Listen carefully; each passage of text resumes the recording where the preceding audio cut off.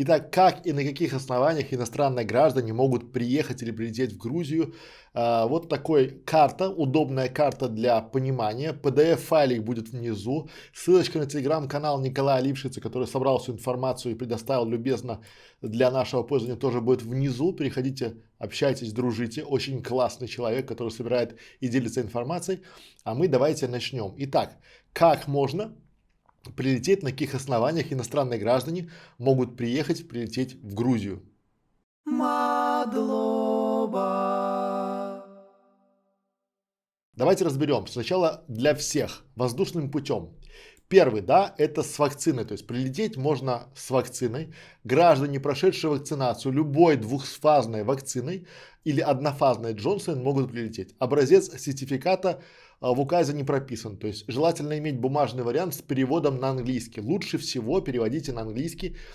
Тест ПЦР при этом не нужен. То есть если у вас уже есть двухфазная вакцина или однофазная Джонсон, то и сертификат желательно обязательно лучше переведите на английский язык, это будет гарантия. Обязательно при всех вариантах заполнить форму. Вот эта форма registration, это официальная форма грузинского правительства, ее надо заполнить обязательно при любом случае. Ответы на вопросы. Можно прилетать через третьи страны транзитом. Обязательно проверяйте правила пересечения транзита. Возможно, вам там при пересечении понадобится ПЦР-тест. До прилета, опять же срок не указан, нужно заполнить анкету. Эту анкету заполняем по-любому. Принимается также сертификат о двухфазной вакцине любой страны. Образец самого сертификата в законе Грузии не прописан, но желательно иметь, опять же, бумажный вариант с переводом, да, то есть как бы, чтобы у вас был бумажный и заверенный вариант. Это вам могут говорить, что вот меня не проверяли, у меня не было, лучше сделайте, потому что все зависит, опять же, будет от настроения, может быть, там пограничников, и лучше пусть будет. Желательно распечатать указ правительства Грузии о том, что можно прилетать с вакциной, то есть распечатайте и сделайте файл этот на двух языках. Если в Грузию иностранному гражданину нужна виза, то необходимо ее, естественно, получить. После въезда никаких дополнительных ПЦР-тестов и карантина на территории Грузии проходить не нужно. Вышли через пограничный пункт и все, можете ехать и идти куда хотите. Дополнительных регистраций и никаких других манипуляций не надо. Это то, что касаемо вакцины. Что касаемо отрицательного ПЦР-теста. Тест должен быть сдан не позднее 72 часов до момента пересечения границы. Результат обязательно в бумажном виде на английском языке. Если на другой, то должен быть нотариальный перевод. Не перевод Васи там или Пети, а нотариально заверенный перевод. На третий день в Грузии обязательно сдать еще один тест в любой лаборатории грузинской и хранить результаты до выезда из страны. Несовершеннолетним, независимо от возраста, тест нужен также. То есть вот неважно там 2-3 года вы спрашиваете, а если там мальчику 2 года, 3, 5, неважно, тест нужен.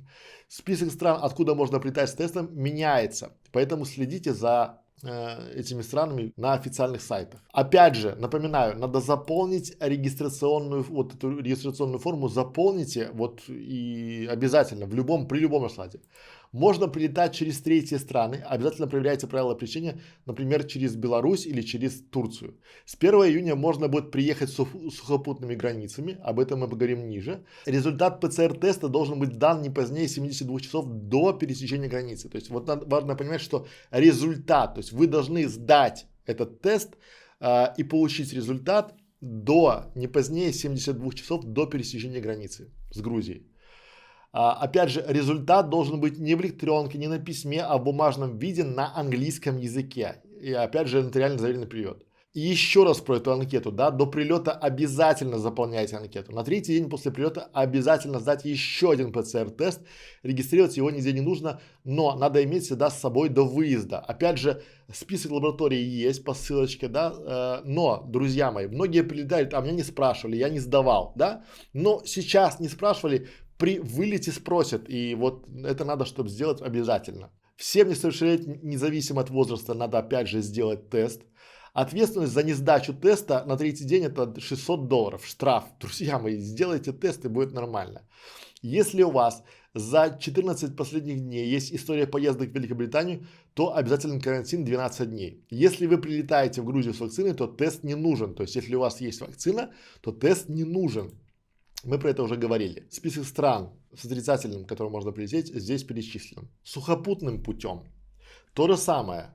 Вот смотрите, коллеги, всегда заполняйте форму. Она единая, что здесь, что вот при воздушном, это единая форма, заполните и будет вам счастье. Сухопутным путем с вакциной граждане, принимающие вакцинацию любой двухфазной вакцины или однофазной Джонсон. То же самое. Образец не прописан, соответственно, опять же, на английском языке должен быть заверенный нотариально перевод. Если у вас вакцина, то ПЦР-тест не нужен. Въехать можно безоговорочно из Армении, Азербайджана, Турции и кроме России. Про Россию мы поговорим чуть ниже. С отрицательным ПЦР-тестом при пересечении сухопутным путем тест должен быть сдан не позднее 72 часов до пересечения границы. Результат обязательно в бумажном виде, нотариально, опять же штраф $600. Несовершеннолетним надо.